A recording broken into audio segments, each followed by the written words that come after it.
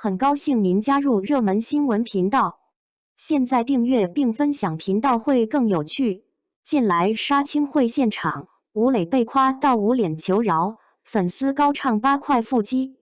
5月4日，吴磊现身新剧《近来杀青》见面会，他刚以剧中陈平安的妆造登场，带着少年侠客的满身骆驼风尘和天道崩塌我唯有一剑的剑修气场走到台上，还没等他站稳，台下的粉丝直接开大。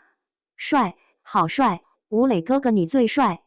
哇塞，哇塞，哥哥腹肌有8块，好帅好帅，潇洒最豪迈。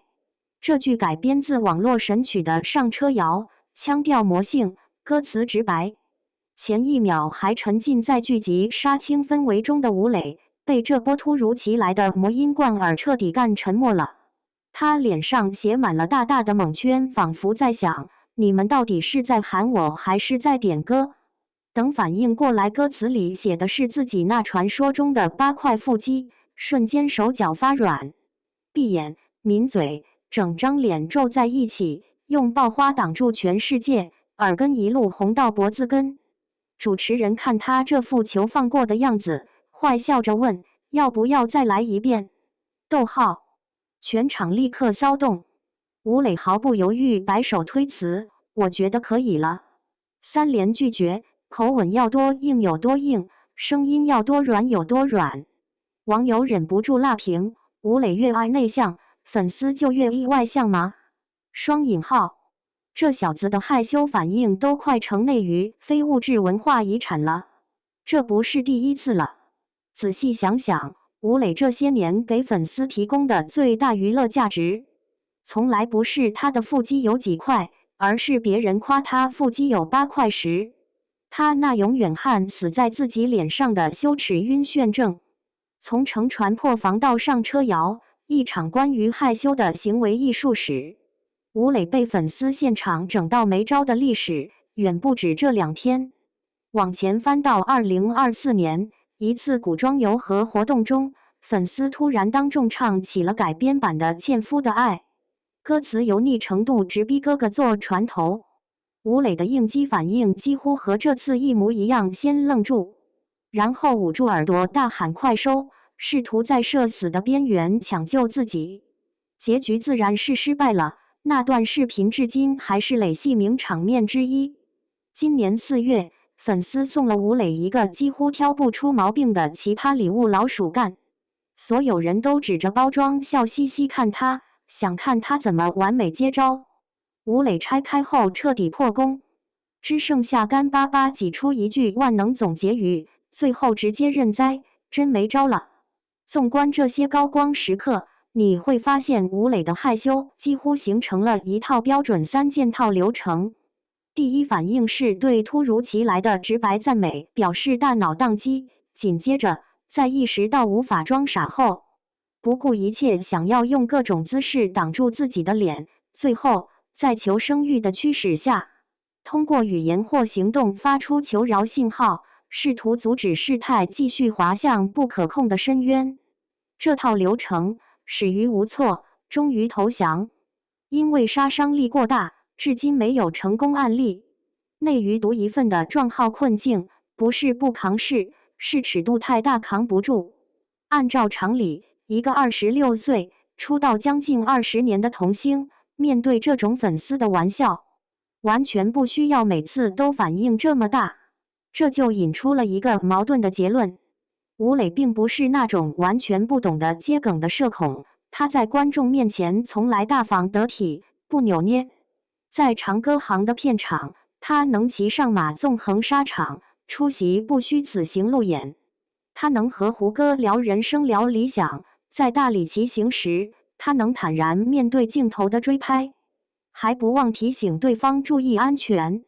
可一旦粉丝掏心掏肺，直抒胸臆，把他内心最柔软的角落揉碎了来夸，他就扛不住了。有人分析，吴磊这种极端的害羞，其实来自于他对于偶像和演员身份边界严苛的自我划分。他可以接受外界对他作品的持续审视和中肯评价，但对于无条件、口号式的个人崇拜，他始终保持着警惕和不可置信。他清楚自己能在这个圈子里走到今天，靠的不是颜值和腹肌，而是一步一个脚印打下的地基。从封神榜之凤鸣岐山里的小哪吒，到北影科班毕业，再到如今手握剑来这种蓄力多年的 S 加级大男主作品，在他眼里，粉丝理应以优秀的作品去定义他，而不是用魔性歌曲和奇葩礼物去定义他。所以，当所有真实面对赞誉与调侃的时候，红到耳根的并不是他演技拙劣，而是他发自内心觉得自己受之有愧。正因为接不住粉丝漫出来的爱，他的羞涩才让这种爱变得更有质感，也更让人上头。社恐的保护色和生意经，你的害羞是我的快乐之源。本质上，吴磊粉丝现在玩的这套斗狗式追星，已经变成内娱独一无二的生态。一方面，这是粉丝与偶像之间高度默契的权力转换，平时被各方资本精心呵护的顶流吴磊，每次都被粉丝拿捏得毫无招架之力。这种下课上的快乐，在饭圈里堪称顶配体验。另一方面，这种越难撩越想撩的逆反心理，不仅给粉丝提供了绝佳的情绪价值，也让吴磊纯情内娱第一娇的反差萌标签，在一众走沉稳人设的演员里持续出圈。这种独树一帜的相处模式，也给他的商业价值和路人缘持续赋能。每一次害羞名场面的传播，都在强化他高情商、不做作的公众印象。而他也机智地把这种互动保持在友善和幽默的临界点。每次都是被单方面欺负的受害方，却从来不刻意地渲染自己的委屈。